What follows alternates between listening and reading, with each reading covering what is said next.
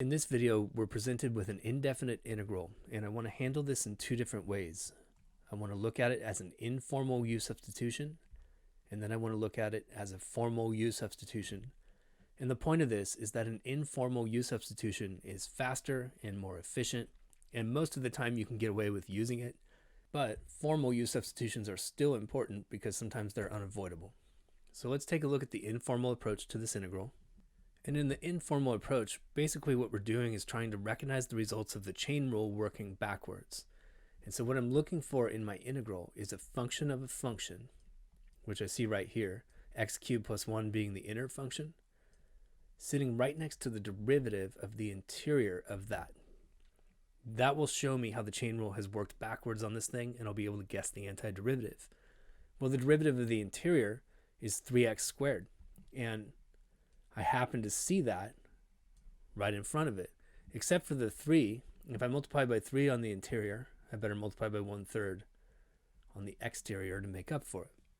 So now I have something cubed sitting right next to the derivative of that thing, and I can guess the antiderivative in one step. The antiderivative of something cubed is 1/4 times that thing to the 4th. And this is an indefinite integral, so I'll put a plus c on there and I'll clean it up a little bit.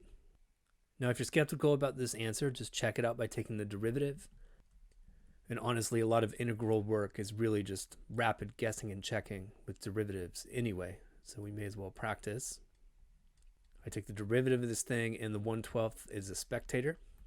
And then I want the derivative of x cubed plus 1 to the 4th, and I differentiate with respect to that interior as if it's just a single variable. I get 4 times that variable cubed, and then the chain rule says you better tack on a factor of the derivative of the interior, which is 3x squared. Cancel a 4 out of my 12, cancel a 3 out of my 12, and the 12 is completely gone, and I'm left with x squared times the quantity x cubed plus 1 to the 3rd power. So we've got the antiderivative correctly. Now let's look at the formal approach to the integral. To be effective at the formal approach, you still need to recognize that you have a function of a function sitting right next to the derivative of that function, more or less, except in some of the rarer cases where you really can't see that relationship and you're kind of just guessing a u. I don't have to do that here. I can say, let u be that inner function. And again, my motivation is that it looks like I have a function of a function sitting right next to the derivative of the inner function. So that's my choice for u. I then take the differential of this thing, and that's just du dx times dx. In other words, I differentiate it with respect to x, and I get 3x squared, and then multiply by dx. And then very similar to what happened in my original approach to the integral, I realized to get a du out of this thing, I need a 3x squared, not just an x squared. So I'm going to modify the integral by putting a factor of 3 into the interior. Now again, my inner function is called u.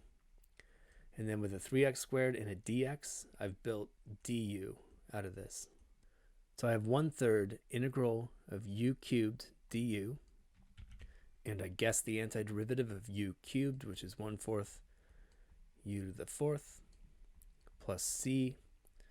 And I've got 1/12 u to the 4th, plus c. And then I sub in the original definition of u, and we arrive at the same antiderivative. If you find the math content on Zach's Lab helpful, click on the Zach's Lab logo on the right to browse playlists and subscribe to the channel. I produce dozens of new videos per month, and subscribing is the easiest way to find new content. Thanks for watching.